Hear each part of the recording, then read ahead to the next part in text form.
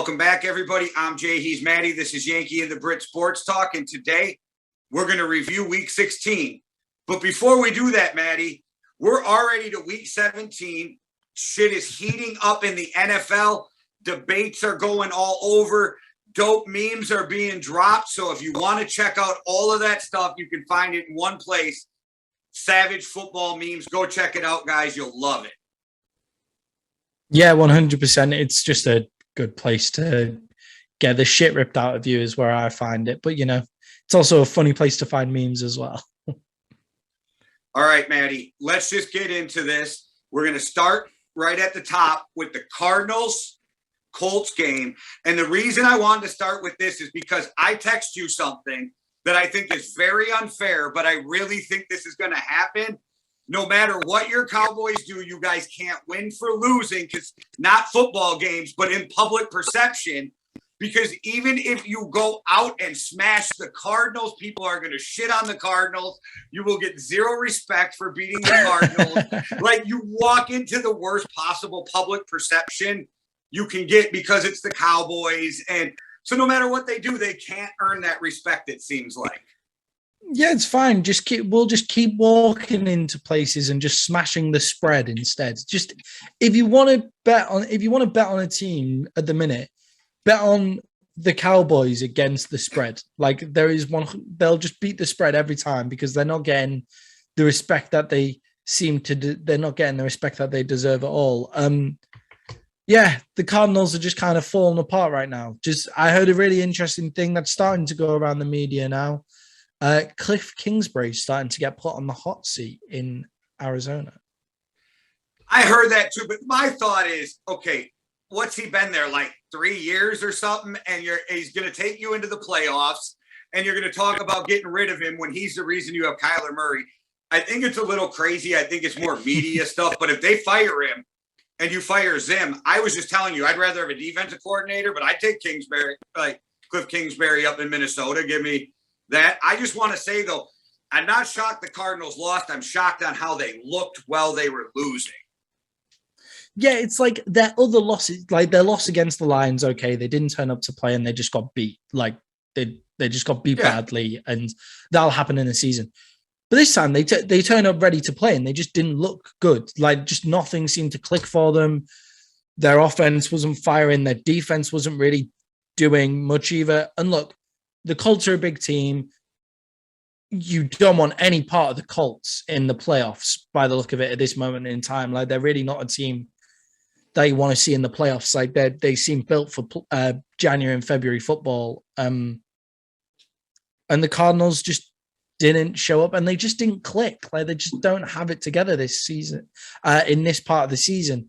And that's why I think people are starting to question Cliff Kingsbury, because they didn't have it together at the end of last season either, when they should have made the playoffs as well. Like, the wheels just seemed to fall off at the end of the year. Yeah, but as I watched the game, I don't think it was the play calling. And that's a lot of times when you're like the coach. It seemed like there was just missed assignments, and that is coaching too. But your players should not be missing assignments this late in the year, especially if they're guys who haven't just been emergency call up because of COVID. That weird shit has happened, and we saw that. But it was just bad fundamentals. They were they weren't staying in their gaps. And I love Jonathan Taylor, but the defense wasn't staying in their gaps, which was odd. It's just, it seemed to me more like it was the players than the coaches in those games. Yeah, and you've just got to question why. That is. Right. Could they have just got to 10 and whatever they got to before they started this losing streak and just kind of taken their foot off the gas? You would hope not, because I think that does come down to coaching when it's players taking their foot off the gas and things like that. I think that's a culture that you need to set. But I love the Cardinals. I think they're a great team, and I just really, really hope that they can right this ship and play some great football in the playoffs, as long as I think they will. The Cowboys all the way there. And I think their problem is they were feeling themselves too much. Yeah. And I think also they didn't believe the Lions game was anything but an anomaly either, and they walked into the Colts game. Maybe this will be what they needed, getting smacked by a good team when they thought they were ready to play and get it together. And it's not even like they have to beat the Cowboys coming up next week to say they got it back together. They just got to show that they're playing because they're going to make the playoffs. So, and I don't think they're going to win their division at this point, but that's for another discussion. On to your Cowboys, though, Maddie, since it's a good way to lead into the next game since you're going to play them. 56-14 ass stomping of the Washington football team. That just snowballed out of control for Washington so fast. So fast. How about them Cowboys, baby? That is right. That is what we've been looking for like half the season. That kind of complete performance. Like, look, we understand the Washington football team decimated by injury and COVID, all of that shit. Whatever. The Cowboys, if they left their first team on the field, it looked like at one point they could have scored 100. Like that's just how it was looking. Like their defense looked like they could score, looked like they were going to get a takeaway every play and run it down the field. DeMarcus Lawrence, what a fantastic finish that was. And then Dak Prescott. The Washington football team played bad. Like, you don't get 56 points hung up on you playing bad, but Dak Prescott actually took the chances downfield. It's like everybody was hearing him go back to that dink and dunk. He took a few runs. Didn't I say this offense would look totally different if Dak got a couple of 10-yard runs in there just to pick up a first down when all the play breaks down? And he did that, and I think that confidence will carry over. And Washington, I mean, you said you wanted Dallas. We want Dallas. We want Dallas. You got Dallas today. That is the Dallas Cowboys team that we need to see and we want to see as well. Few massive games. Micah Parsons is an absolute animal.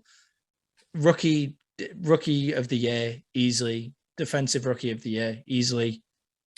Defensive player of the year, possibly. Not a chance because he's a rookie, but I get the argument. Yeah. Writers are, I think Lawrence Taylor was like the only rookie to win it or something. I could be wrong, but you aren't wrong. That is okay. The only rookie to win it. Yeah, writers are TJ fickle, Watt. man. They feel like you got to earn it. There's something weird because that's why writers get mad at YouTube and podcasters because they didn't go to Syracuse. They didn't go to Northwestern for 4 years. They didn't start at a small paper and churn it out for 15 years. That, no offense to writers, but there's some bitter old people right now.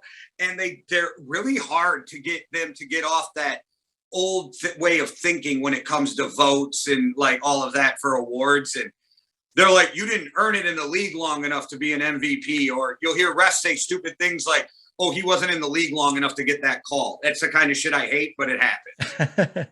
Yeah, and it's just with TJ Watt also being an absolute sack animal. Like if Micah Parsons was the sack leader, let's say, which considering he's playing linebacker, like when Randy Gregory and DeMarcus Lawrence are playing, I mean, it's stupid to say he has to be the sack leader to be defensive player of the year, but with TJ Watt playing the way that he's playing, and there's a few other guys that are making some big plays and sacks and stuff like that. TJ Watt on Wisconsin, baby, on Wisconsin. What's up? I think I text you. I think this is how people wanted the Cowboys to look. And they're going to shit on you because it was Washington. They're going to shit on you if you beat the Cardinals. Like, so no matter what you do, you're going to get shit on. So the Cowboys just need to do what the Cowboys are doing and not like, and just blinders, man, blinders on, you know? No, it's a very nice place media, nothing. I think it's a very nice place for the Cowboys to be in because a lot of the time when they're playing well, everybody's snowballing on top of them, being like, "Oh, the Cowboys are going to make it this year. This is the Cowboys." Yeah, it's taken until just now, until Colin Cowherd said, "Oh, they're in a playoff bubble."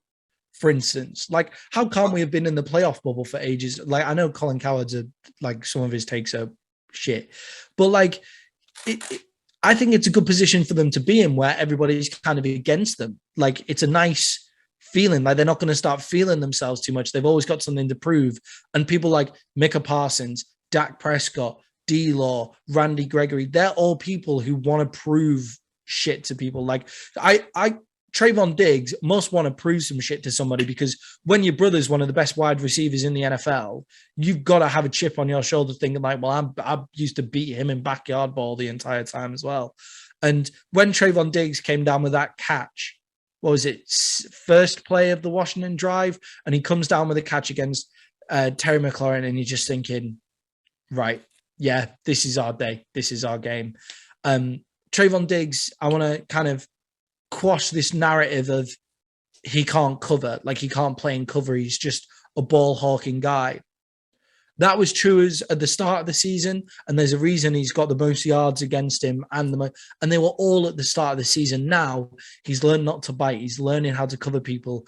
Tyler McLaurin, Terry McLaurin, whatever his name is, he hasn't had a single reception whilst playing against Trevor. Passer rating to Terry McLaurin between Taylor Haneke over 2 games, 0. A 0 passer rating because he hasn't caught a ball whilst being covered by Trayvon Diggs. So that's one of the best wide receivers in the NFL. I want to kind of quash this narrative that the guy can't cover. He's just a ball hawk. Well, coverage is where he lacks because he jumps. That is not his strong suit right now. He'll get it. He's getting better. To me, he's the second best young corner in the NFL behind J.C. Jackson, and that's just cover skills because JC's got almost as many interceptions, but now we're nitpicking, and that doesn't even matter. I think Trayvon is going to just keep getting better as the season and the years go on. But I was in a debate or a discussion. It was kind of a nice talk with a Cowboys fan the other day in a room or in a group, and he was like, I don't understand why everybody hates the Cowboys. And I was like, bro, dead serious. It's not the team that they hate. And this is my opinion. It's the fan base. Like the Cowboys get attacked over their fan base because everybody gets sick of the "we them boys, this our year," blah, blah, blah. But it's also because the team on paper looks so much better than it should have the last few years. I think it's more of people, and I hate's a strong word. I think people like to ball bust and attack and troll Cowboys fans more than any other fan base. And it had less to do with the players on their team. Yeah, 100%. And I think it's like, that somebody took a poll and it's like the most loyal fan base and the Cowboys is somewhere near the top. I enjoy trolling Cowboys fans and I'm a Cowboys fan. So you know what I mean? I like the final every fan base, but the Cowboys are fun because it does hit like, different. If I bust the balls of a Browns fan, they're like, yeah, I know. If I bust the balls of a Cowboys fan, it doesn't matter what I say. They're coming back harder. They don't even have to believe what they're saying to just come back at you. It's fun. It's so fun. Yeah. Also, our secondary, not just Trayvon Diggs looked good. Kelvin Joseph looked good for his first like real outing. I like Brown. Yeah, when you've got Brown as a slot, like when you've got Brown as the third best cornerback, when you've got him in the slot, he works really well. It's also a lot easier to play secondary when your defensive line's getting to the quarterback every single play. That's going to help a lot. Brown had a bad game, got torched, so he gets a lot of criticism. But if you really think about it, he's a guy that plays the outside, but when he needs to, moves into the outside. Yeah. And people think it's the same position. The outside corner and the slot are completely different positions. They don't get played the same, so it takes an intelligent guy. And if you look at his passer rating, he's better than Diggs in coverage. Not interceptions, but in coverage. I mean, the guy can play, and he gets so much hate because he had that one just god-awful, and it was god-awful. But that happened, so he gets this hate that I don't think he deserves. Yeah, and I've said it before. He's like, if he was my 2.5 cornerback, like he'd be one of the best. It's like Taylor Heineke. He would be an amazing backup. Like if he's your backup, you're very, very happy. If he's your starter, or maybe we're looking for somebody else, like Anthony Brown, second best cornerback, maybe a little bit too high. And that's just because of how good the Cowboys are in every other position. If that's the only place where I think they can really, really make a big jump, it's if they get one more corner in there that really just is lockdown. Like if you have Trayvon Diggs on one side, nobody's throwing the ball anywhere near him because of his ball skills. And you have, like, say we got Patrick Surtain. I wouldn't trade Patrick Surtain for Micah Parsons now, and they're going to be linked together forever. But if you have Patrick Surtain on the other side, like, you know what I mean? Like make a big difference. And then Anthony Brown somewhere in the slot. And I think he's like a hardworking guy and is going to really improve his game throughout.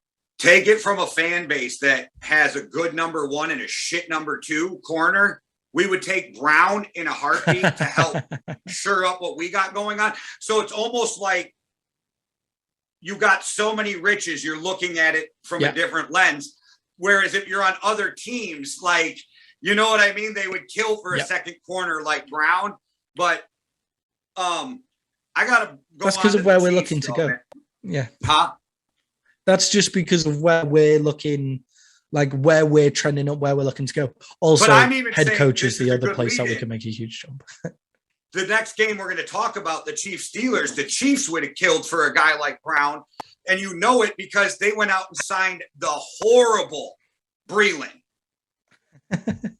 Breeland's awful. Have you watched him with the Vikings before they cut him for being a moron and a diva at the practice this year?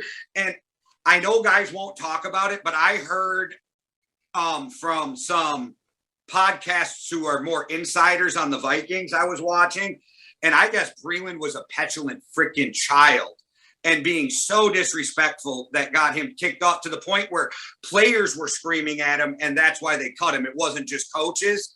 But I'm just saying, if you're the Kansas City and you're signing this guy, you'd kill for a guy like Brown. That's just kind of my point moving into the 100%. Transition. They beat the dog shit out of the Steelers, but the Steelers are garbage. I do think the Chiefs are playing a lot better. I think this is a Chiefs team we thought we were going to see for most of the year. I think playoff teams should be stepping back going, oh, fuck, I think the Chiefs figured it out. But they still did beat up on a team that I haven't really said in my lifetime is garbage, and it's the Steelers. Yeah, the Steelers are showing more and more what we kind of said they would be at the start of the season, and that's Big Ben can't play quarterback in this league anymore. And that's fine. Like, you've had an amazing career. You should have gone out on a high. Like, you should have retired last season, and that's coming to the light. And if he's the Steelers quarterback next season, I'll be absolutely amazed. Dude, go find a beach somewhere, set up a barbecue, fucking put as much meat on there as you want, and get as many cases of beer and just watch the sunset on your career and just have a fucking wicked time. Like, smoke some serious cigars, get the best players that you've played with to come around to your beach party. Like, honestly, man, just fucking retire. Do yourself a favor. And that, like, he's an amazing quarterback and should be remembered as a Hall of Famer. And it's what we say is, it's sad when somebody who has that ability goes too long and makes them leave a bad taste in your mouth. Yeah, I don't blame him actually though, because he tried to come back from a surgery nobody else did. So he was seeing where there's some guys I cringe when you're like, why are you even coming back for another year? So I get it, but I bet you'll remember this. So in the middle of the year, towards the beginning, when I stomped on the Vikings and said they were dead, and I proposed a trade for Kirk Cousins to the Steelers. That is actually being rumored now, which I think that if you're rebuilding, yes, if you're going to keep the Vikings team and try to make a run and get it together, you're dumb for moving on at this point. But if you are moving on, still makes sense to me. Yeah, and that's not you saying that Kirk Cousins is a shitty quarterback because I know you don't believe it. That's you getting out from underneath Kirk Cousins' shitty contract. Right, and if you're going to fire Zimmer and if you're going to move on from Anthony Barr, because if you fire Zimmer, you're going to move on from these older players who are up for new contracts. Well, then you're rebuilding or reloading or however you want to put it. Well, then I guess you're moving on to a younger quarterback because why are you going to keep Kirk Cousins there to rebuild? I don't know. It wouldn't make sense to me.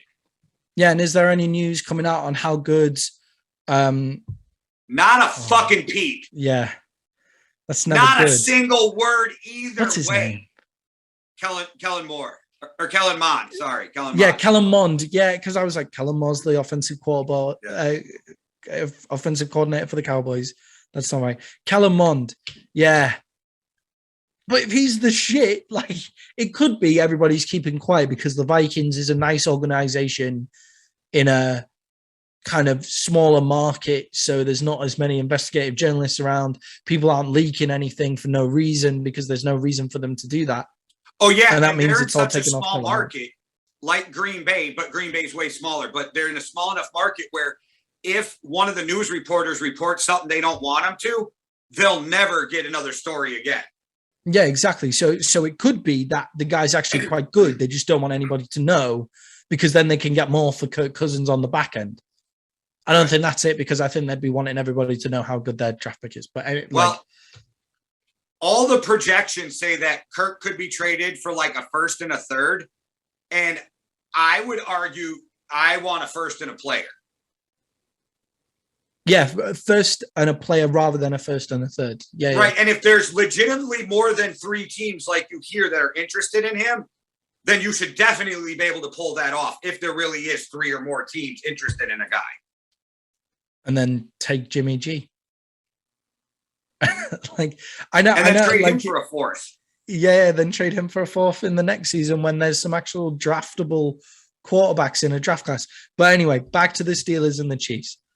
What the Steelers need is a quarterback because then that'll open up their deep pass game, which opens up their run game, which means the Steelers can get back to the Steelers because Najee Harris is a fantastic running back.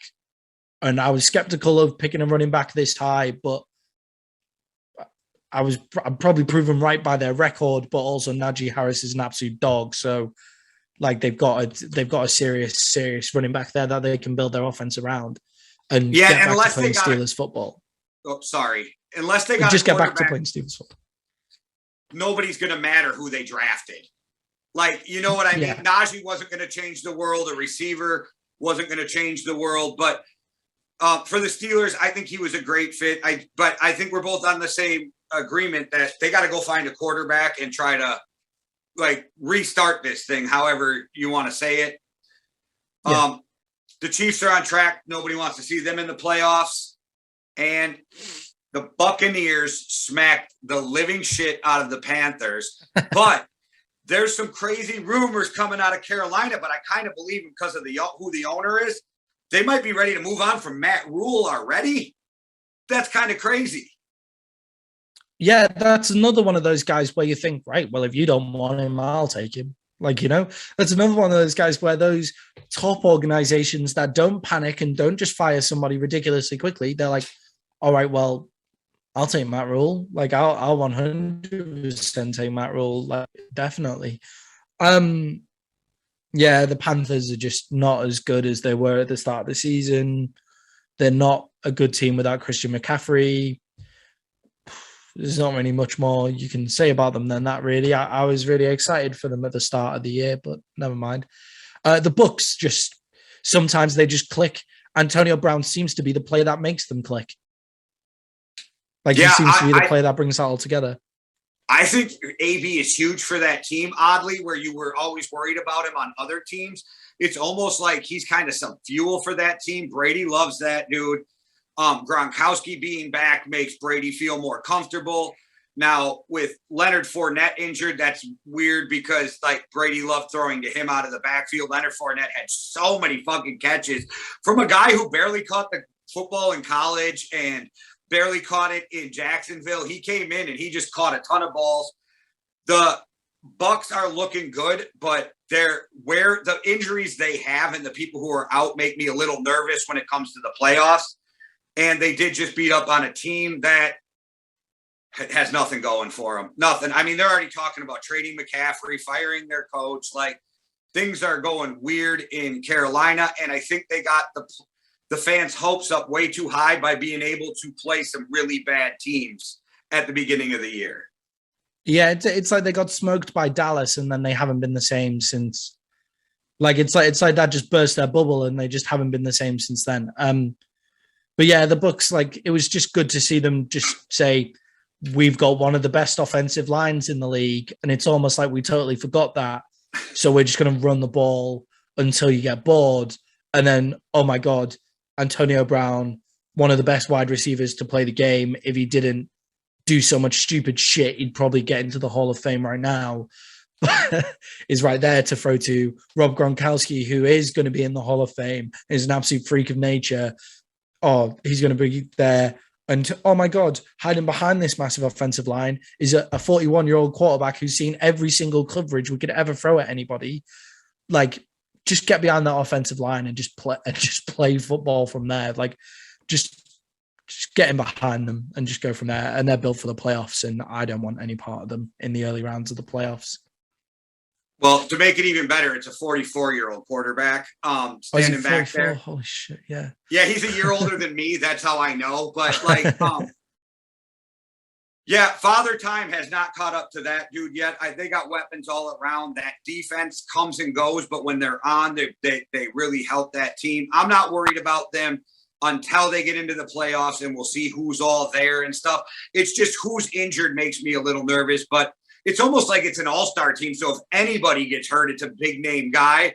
You know what I mean? In skilled positions, definitely. And Carolina is just at this point where you got a really aggressive, rich owner who wants to do it, and he might be overly aggressive because he doesn't seem to give anybody any time. Yeah.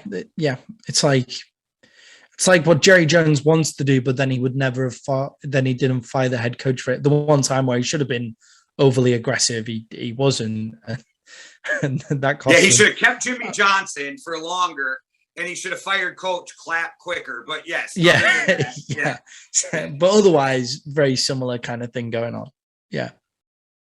Well, Maddie, I watched a game where the Houston Texans came out and just put it on the Los Angeles Chargers.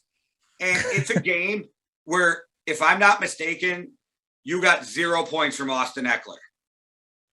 He was injured. And you left him in? Or did you play him, or did the guy I played play him? Somebody played that bastard last week, and he got 0 points. But yeah. No. He was on COVID. He was on COVID-19 reserve, and that's what I wanted to bring to attention with this game. Played it. Yeah. That's I got caught out with James Conner, who got left out. That's it. Yeah. Yeah. James Conner got left out 15 minutes. He got left out like half an hour before the game, and my Wi-Fi wasn't working. So anyway, doesn't matter. And I still don't spoil it. Hey, no spoiler, because our next podcast, we are going to announce the winner of the fantasy football. So don't spoil it yet, Maddie. I think I might have just spoiled it, so make sure that you cut whatever I talked right over you, but I will check it out. Okay, make sure we check it out, right? But yeah, what I wanted to address with that was, don't freak out too much on the Chargers. We know that they're a building team. We know that they're not like all there and with it, and there are definite holes in their team, and they've got some players who are playing above average than what they really should be, is why they're playing so well. But they had a lot of players on COVID-19 reserve, like Mike Williams, who was also in my fantasy team, COVID-19 reserve, Austin Eckler, COVID-19 reserve, like a decent amount. Derwin James was on COVID-19 reserve, hence why they were able to run the ball so easily against them. But you still let the Houston Texans, who had 19 players on COVID-19 reserve, hang 41 points on you. So it's not great. Fucking beat yourselves up for that shit, and you've probably cost yourselves a part in the playoffs there. But don't freak out too much on the Chargers for it, is what I want to say. It's not as crazy as it may seem at first glance. I just think the win was actually huge for the Texans, just because of they're a rebuilding team. They got to see some glimpses of guys, and it's a feel-good moment for any team who's having an awful year to come out and get a win like that. So I think it was big for the Texans moving forward. I heard who's the woman that goes on with she supports the Dallas Cowboys. Her name begins with S. Shanine or something, and she is on with she's on the NBC with I've forgotten everybody's name now. Chris Sims and the other guy, the lawyer guy. Oh, Florio. She's on with Mike Florio, Shanine Davis or something like that. So somebody like that. And she supports the Dallas Cowboys. She came out and said the Houston Texans is Davis Mills not having probably one of the best seasons out of this QB draft class? And I sat there and I thought, that can't be right. And then I was like, oh yeah, shit. Only Mac Jones can have a claim to be having a better season than Davis Mills, which I find absolutely incredible. You know, I was a big fan of Davis Mills coming out of Stanford. That's who I wanted the Vikings to take instead of Kellen Mond. But I know what you're talking about too, because I can picture her with her blonde, like short hair and older lady. Yeah, but I can't remember her name. I can picture you talking about. I just think it's big because the Texans are going to have a lot of draft picks in the future. We're all figuring because we're figuring a big Deshaun Watson trade's going to come. And they showed that some young guys can play. And it's always a confidence boost to get these wins. So I thought it was great for the Texans. I wasn't so worried about the Chargers, but it's because I didn't expect the Chargers to be a try to win a championship team this year. I thought they'd be in the mix at the end for a playoff and probably not make it. So, I think they're right where they thought they would be. So, I don't think it was negative on the Chargers. I just think it was a huge positive for the Texans. Yeah, definitely. I wouldn't freak out too much if I was the Chargers, but then I'd use this to kind of flow into if I was the Texans. You're 100% right. All right, on to another game where there was 41 points scored by the winner, the Bengals-Ravens. Yeah, that was a blowout. Yeah. But again, when you're in a fantasy league, can you stay healthy, Lamar? Could you just stay healthy? I'm just wondering. That's not even 41-21 isn't even a fair representation of the score, I thought. From what I saw of it, 20 points, there should have been a bigger differential than that. That's what I was thinking the entire time. Joe Burrow just had a massive game. And the Cincinnati Bengals, their offense is now set. Just get a couple more offensive linemen to just be a bit more consistent. Because the offensive linemen that they've got seem to be able to do a job some weeks and then forget how to do the job the next week. So just either get them guys more consistent or find some guys who are going to be consistent, even if they don't have the upside of the guys that you've got right now. This whole shit about John Harbaugh. Oh, sorry. Oh, no, I was just going to say, I think the Bengals are what we thought they were going to be, and the Ravens are not.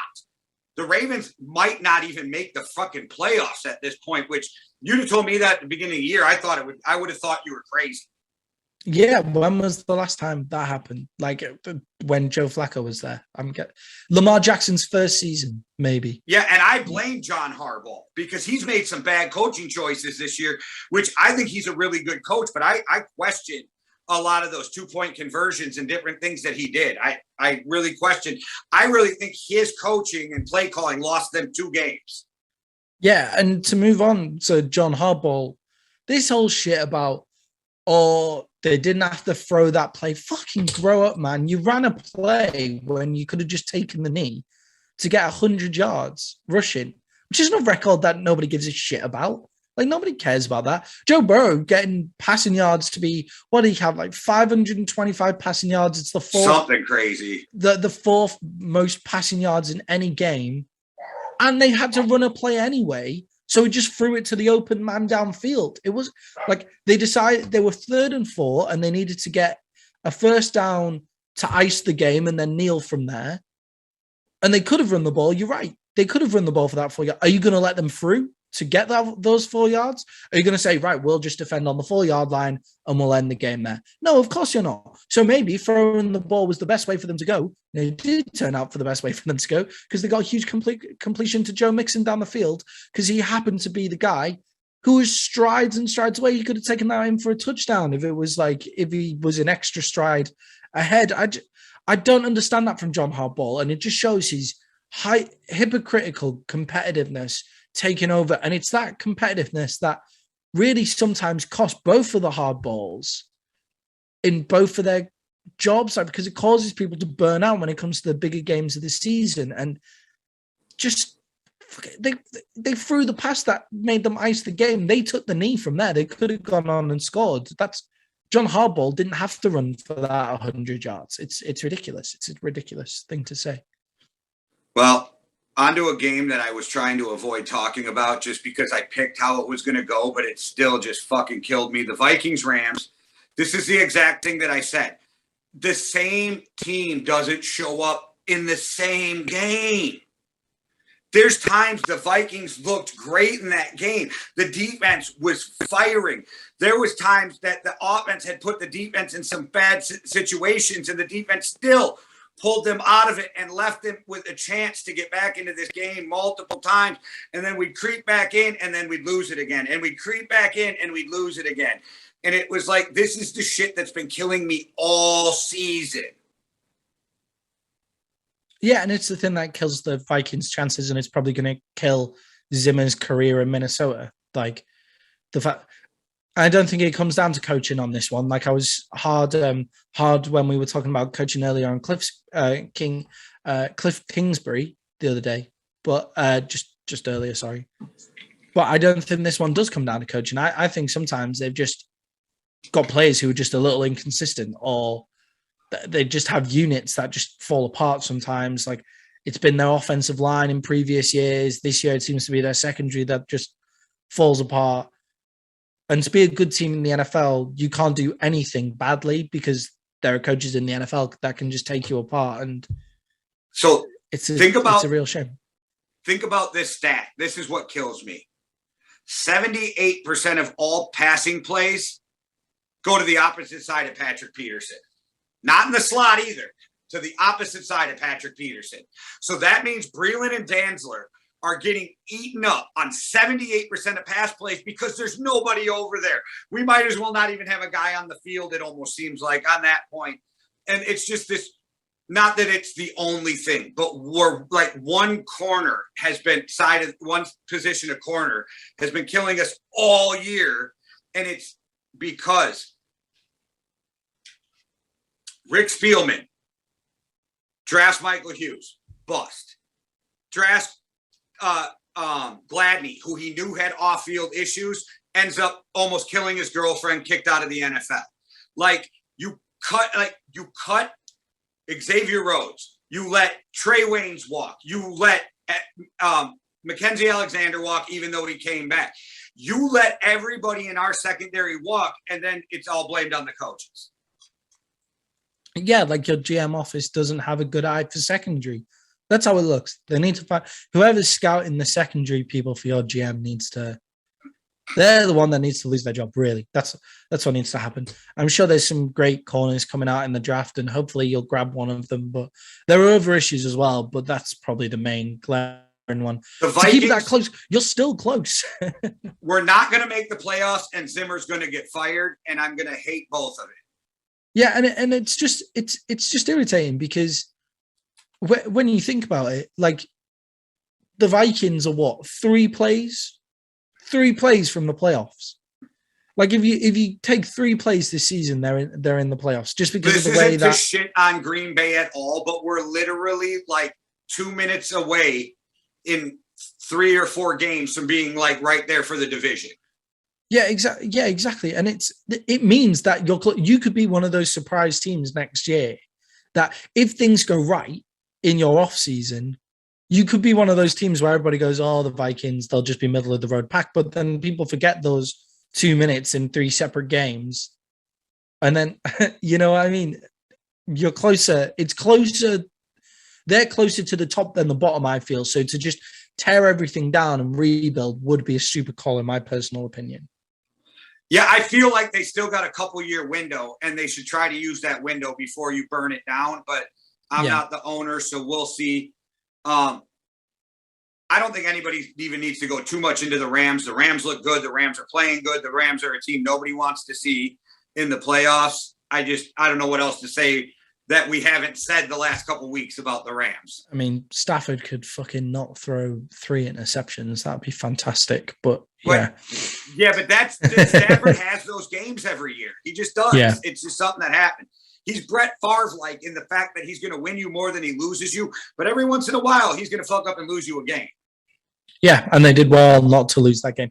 He also, it was a good fight, but after he threw the 3rd interception, I thought it was quite a good fight back from him to get to winning the game and where they got to. To be honest, he should have thrown 5 2 of them were dropped dead in the arms of corners, dropped them. But yeah, that's just a Stafford type game. It happens. Yeah. Well, onto a team that seems to get me beat up every time I comment on them, because holy shit, if you give Aaron Rodgers a compliment, are you a douchebag on the internet? But the Green Bay Packers, I still think, are the best team in the NFL right now, and it kills me to say it, but I thought that the Browns played a really tough game. They played a really tough team, and I think that Packers, even though I think they're the best team in the league, could have lost that game. And I don't normally blame one guy, but I think Baker Mayfield lost the Browns that game, hands down. Yeah, so close. Honestly, Cowboys so close again, so close to the team that they needing to lose. It's like the second week in a row on the Packers that they've gone away with really close games, and it's due to the other team losing it rather than them winning it necessarily. They went away from Chubb a little too early in that fourth quarter, I thought, the Browns. I understand why they had to. Like, you're up against the clock, but with the ground that they were making with Chubb on every play, then it's 27.4 fantasy points for Chubb, just saying. Yeah, exactly. Like, they went a little bit away from him too much in the fourth quarter. And then Baker Mayfield just did Baker Mayfield style shit where he has that spell where he looks great and then he's completely underwhelming in the big spots, as far as that's what I've seen from him. Go ahead. Sorry. I was just going to say the Packers didn't look good. They didn't look great. They look beatable. Like, the past 2 weeks, they've looked beatable. Well, I think that their offense looked decent against a really good defense, but yeah, defense is what's got me going, what the fuck sometimes. And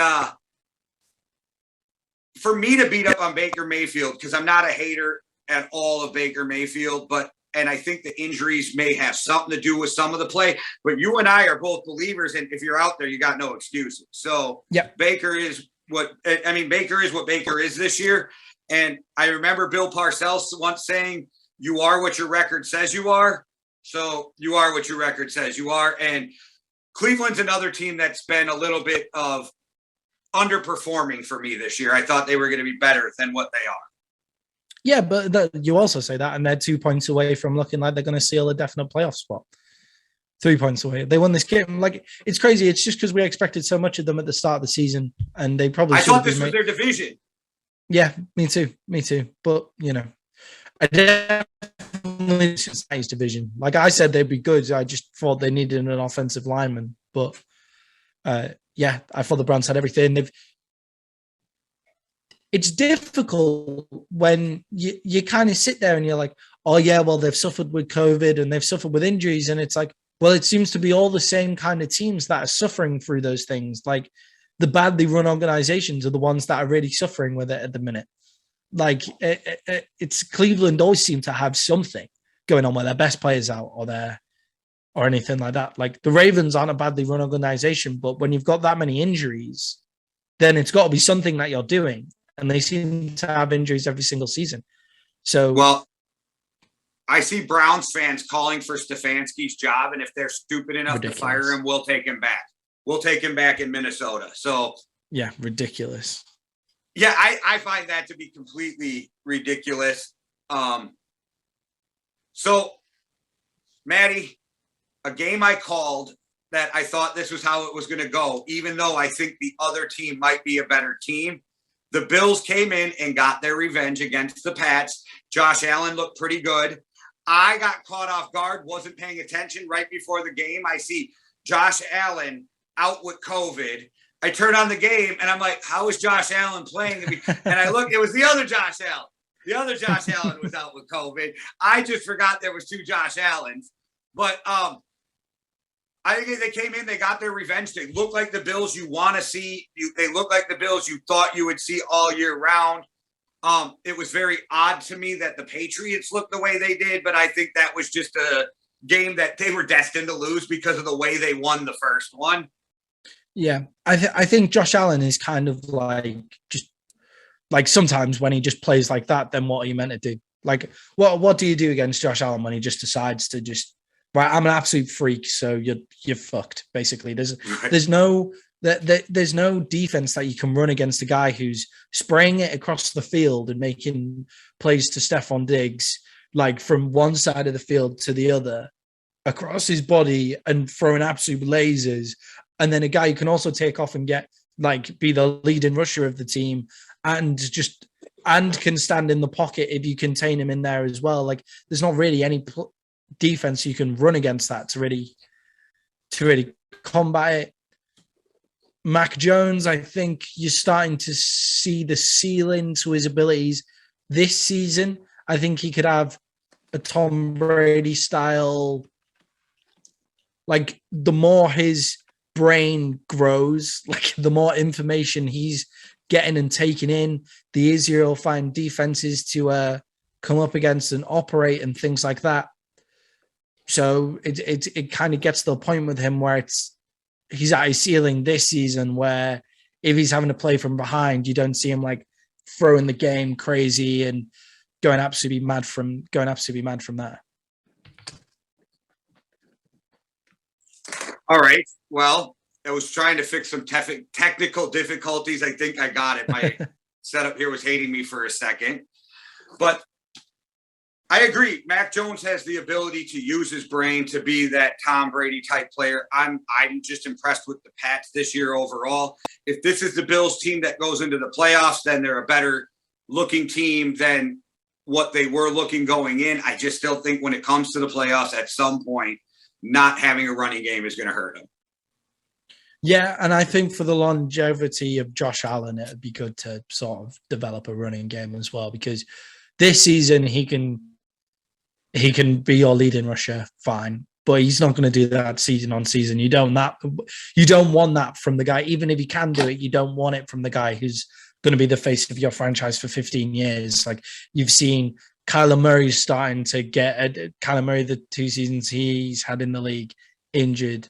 Lamar Jackson starting to get injured a lot more. Like you don't want those guys taking the big. It's like it happened to Cam Newton where he was taking so many hits. It just kind of like that was the end for him, and you don't want that from Josh Allen. So in the interest of the longevity of the Bills and in the interest of just your offense in the playoffs in general, it might be good to get a run game next year.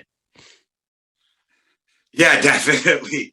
Well, guys, that's our review of Week 16. Stay tuned for our preview of Week 17. And if you follow us on Facebook, you will already know. But otherwise, if you listen to us on Spotify or podcast or watch us on YouTube, you probably don't know who won our Yankee and the Brit fantasy football yet. So we'll be announcing that. So stay tuned. Thanks for watching. One world, one love.